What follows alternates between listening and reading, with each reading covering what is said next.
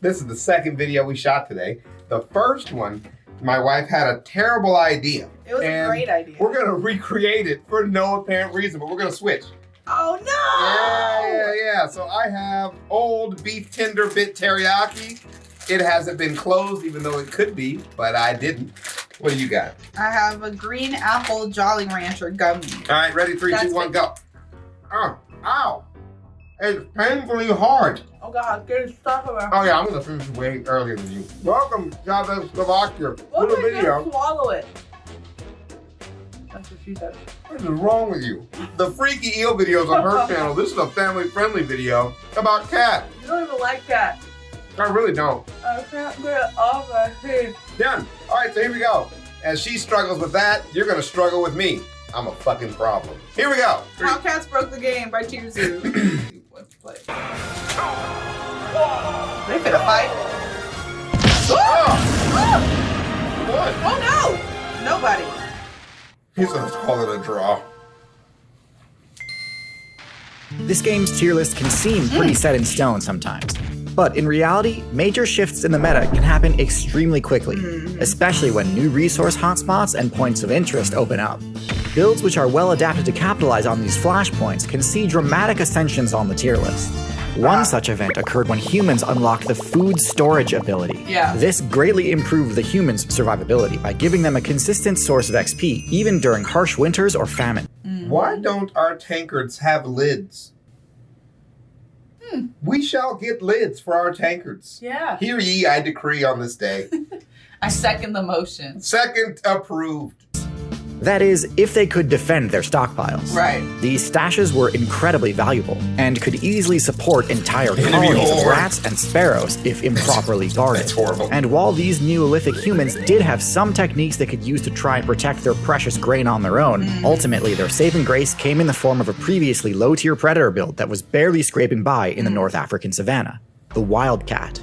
A build which, once domesticated, would go on to become one of the most oppressive, overpowered predators in the current meta. He yoinked that But shit. what is it about the house cat that makes it such a dominant threat? And how was it that the wildcat became better suited at taking advantage of pest infestations than other builds? To really explain the success of the house cat, Cutie. we need to go way back and start our story just after the Miocene balance patch. Okay. This update granted mammals access to a new ability called Carnassial Teeth, a side grade of the Dentition skill tree, which allows users to gain bonus XP from carcasses and carrion sources. I just love the idea of just like, what about long teeth? Right. Just long as hell. Let's Right. just try it.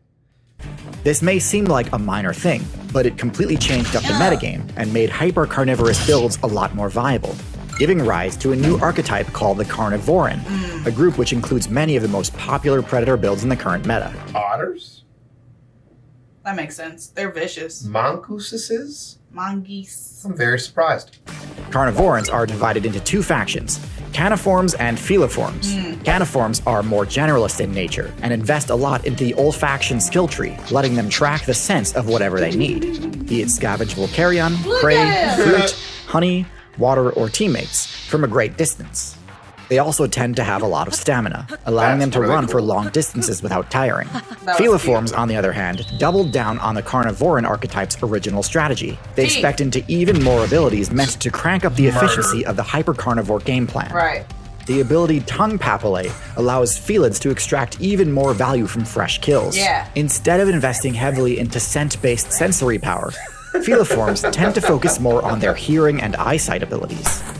This doesn't my help them gosh. scavenge, since things like carcasses and berries don't make sound, but it does make them incredibly good at detecting hidden prey.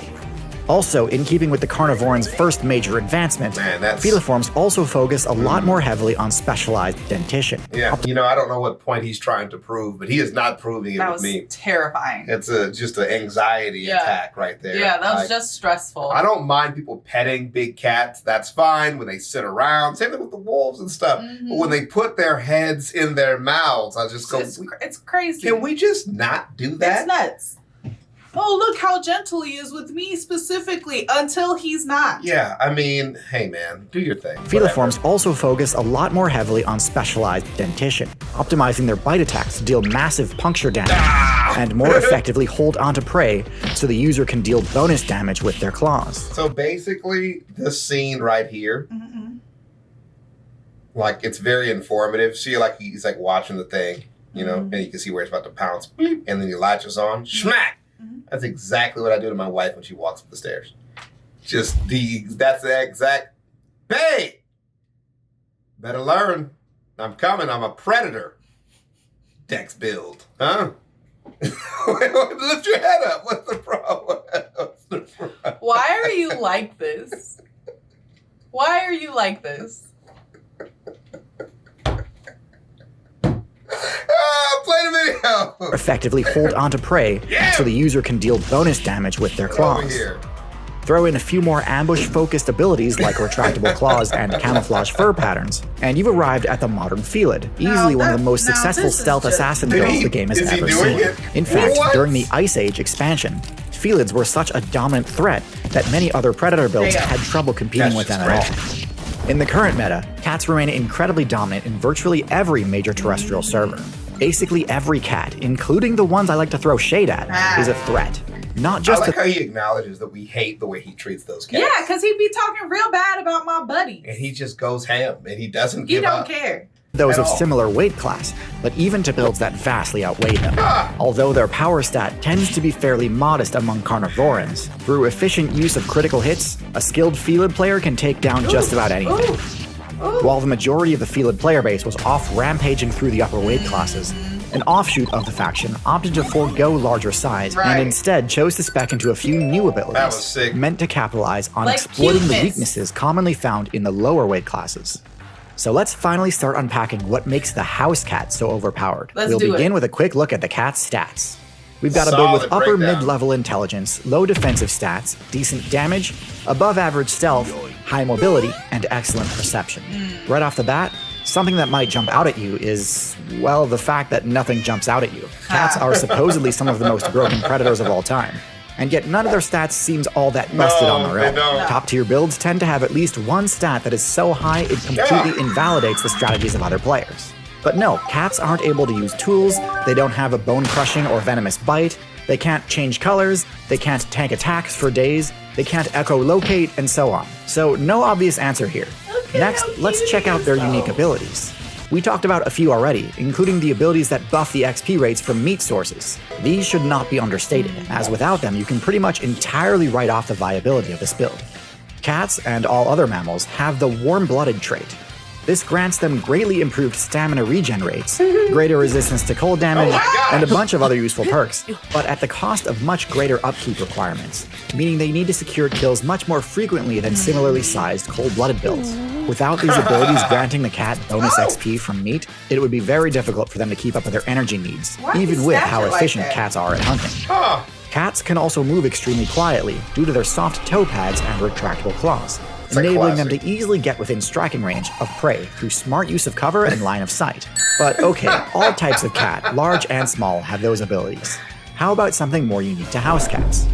For that, let's this cat's stat line and is small crazy. have those abilities. Bro, look at his abilities he built into. God damn. Dang, he got like everything. Bro, every act. This must be a Baldur's Gate reference. Yeah, it is. The amount of I see abilities. the fucking white-haired guy that everyone was thirsting over. Yep. Something more unique to house cats. For that, let's look at their primary perception-based ability, Slitted Pupils. This ability grants house cats extremely precise depth perception, greater than all other feelings. Let him tell you. He said it in the next sentence. I'm just saying, what does it do? Says OP, but why? You just did that the CJ vid too. You're like, did he die? Next sentence. That's he didn't different. Die. That's different. I was in shock. He made such a big deal about it. For that, let's look at their primary perception-based ability, Slitted Pupils. This ability grants house cats extremely precise depth perception. How you know he was going to say that? He literally You said... didn't know he was going to say that. It came out of nowhere. He literally said this ability grants. Yeah. What? He was... greater than all other Felids. This allows them to perfectly judge the optimal pouncing distance, massively increasing their odds of Our landing cat an was immediate terrible critical at that. hit and incapacitating their target before it has a chance to respond. God damn. So even though the house cat's base damage isn't broken in and of itself, when a house cat goes on the offensive, it can certainly look that way. Not sick. This strategy is what has led to the Bro. complete collapse of several different player bases in the amphibian, reptile, bird, and mammal factions, as it truly is that oppressive. Now, while we were first looking at the cat's base stats, one thing you might have assumed right away was that the cat's lower defensive stats are its main weakness, and that Oh my cats God. function as a sort of glass cannon, with very little counterplay options when attacked. You might also assume that given the cat's high mobility, their primary defensive strategy is simply to run away when they feel threatened. And while their top speed is often enough to escape danger when needed, instead, cats employ their mobility stat defensively in a different way. This is where one of the most shockingly effective aspects of the house cat manifests. House cats use their incredible agility to stand their ground. Agility and quick reflexes are usually used to dodge attacks, but cats instead actually use the reflexes to deflect them. Because their incredible depth perception grants them such high accuracy on their attacks, they can use their claw swipe attack to actually block incoming strikes. This is surprisingly consistent and works on a lot more attacks than you might think. Now, obviously, this is a high-skill, high-reward strategy. Missing a parry can result in serious damage, but if you get good enough at this, you can ward off attacks from just about anything, and potentially even open up opportunities for counterattacks. Oh no! Put all this together, and you come to understand what a house cat build truly is. Yeah, just violence. Yeah. What's that guy said? If you're going to survive, you're going to be a tornado with knives. Yeah. You know, just extremely violent, extremely aggressive. Yeah. You know, that's a great vibe. That's a great vibe. It's so interesting to me that you don't like cats because they do what you've been telling people to do for months now. What's They that? sow discord That's and right. chaos. And chaos. That's right. Chaos And violence, discord. actually. They add on the violence. I support that. Yeah. A little bit of a criminal empire, and you got me one over. I'll start throwing money at that point. I do agree with you, and I think it just might be too close to looking into a mirror. Oh, You know? okay. And now I have you to see compete yourself with in my the cat. Yeah, now I gotta kill it. Got it. And that's just all it is Oh my to God. it. If you found yourself, you would fight you. For No, sure. I wouldn't. You wouldn't fornicate, you would fight. Why would I? What? I'm just saying you wouldn't, but you would. That's such a deep cut. Nobody's going to know what you're referencing. If they don't, they don't. If they do, welcome to the party. All right. Put all this together, and you come to understand what a house cat build truly I'm is. just staring A at house the cat distance, is what all you get when dramatic. you fuse the deadliness of a snake with the energy of a mammal. But why does this playstyle make for such a good partnership with human players? Compared to dogs, they seem like they'd be much less useful party members. Humans broke the game and became the top-tier build by using coordinated team strategies and tool use in order to utterly trivialize their matchup versus large mammals. Dogs easily slot right into this game plan, as they can help track and chase down large prey, and also sniff out any potential ambush predators that could disrupt and punish this And have a strategy. great time When a doing it. successful kill is made, dogs and humans naturally split the reward and both benefit. Disgusting. Dogs That's are also so great gross. defensively, as they can Oh keep my watch God. at camp and alert party members of approaching enemies. Cats are generally pretty useless in this regard. They don't have anywhere near the endurance required to chase down prey over long distances, can't square off head-to-head Oh with my those God, builds oh. anyway, and aren't nearly as reliable for early enemy alerts. The kills the cat makes can't realistically be shared with humans either. It wasn't until humanity unlocked the agriculture ability that the player base began to notice additional vulnerabilities they didn't need to care about before. Vulnerabilities that dogs couldn't really help with. When operating off of a hunter-gatherer strategy, humans could basically ignore all builds in the low weight class. Right. Rats and birds were no threat to humans and also not worth the effort to take down. So it Oh, makes sense yeah. for them to just focus on larger quarries. However, That's when the eating. focus shifts to farming and food storage, those same builds humans were ignoring before suddenly became one of their biggest threats. Pests. Yeah. Having a granary raided and its food reserves destroyed Yeah. could easily wipe out an entire human settlement. So figuring out proper security for these storage sites was critical. Dogs simply are not effective enough at stopping pest infestations to fill that role. They cannot climb or fit into small spaces Right. and aren't stealthy enough to catch the trickier pests. Cats, on the other hand, are truly excellent at this task and come with other benefits as well. The main one being that they require very little upkeep. He waited for so. He was. Oh, look at the eye, bro.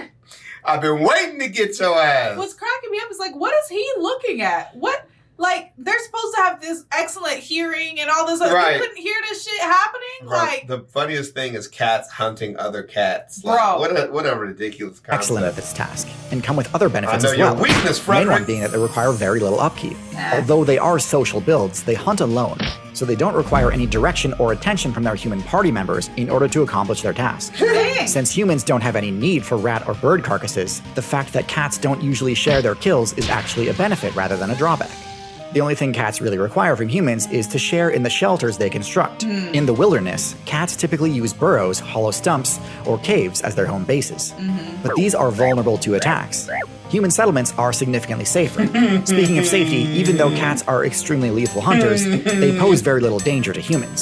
This is a huge advantage over snakes, which Right. theoretically could ally with humans to serve the same purpose, but in practice be are dope. far too dangerous to risk keeping around. Yeah, The they fact- just don't care about you enough. Right. Like cats, they don't care about you at all, Mm-hmm. but they also aren't interested in murdering you. I mean, I think it's like a intelligence thing, right? Like, they might not necessarily care about you, but they recognize that you're useful. Yeah, snakes just don't have thoughts. No.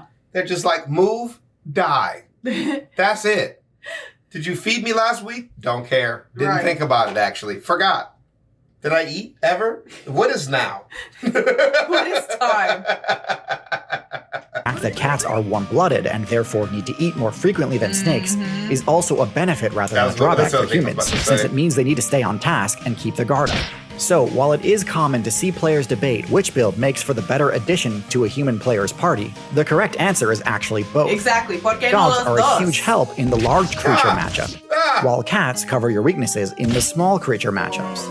Having both in your party covers all of your weaknesses and enables human settlements to use a hybrid playstyle of both hunting and farming. Yeah. So if you're a human main trying to construct the most optimal party comp, the only real question is how you'll keep the dog and cat players from fighting each other. Ha. Thanks again for watching, and as always, good luck out The there. That's a really heck? nice photo. That was sick. Oh man, what a great vid.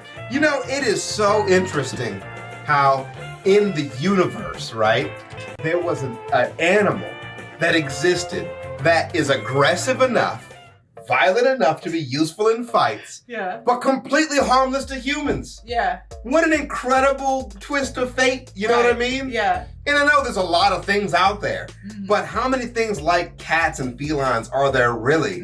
There are some cat breeds that are so aggressive to people, you know, like that's not gonna work. You cannot domesticate. Yeah. It's not gonna happen. And the house cat is right there, just like chilling, willing to eat rodents. He didn't talk at all about the fact that they definitely evolved to be cuter so that we would want to take care of them. I think we bred them to be cute. Like 100%. Maybe. All right. Maybe that. But also two things. Two things. One. He misspelled agriculture. He misspelled where? Pull it up later. It's fine. Two. He misspelled and two.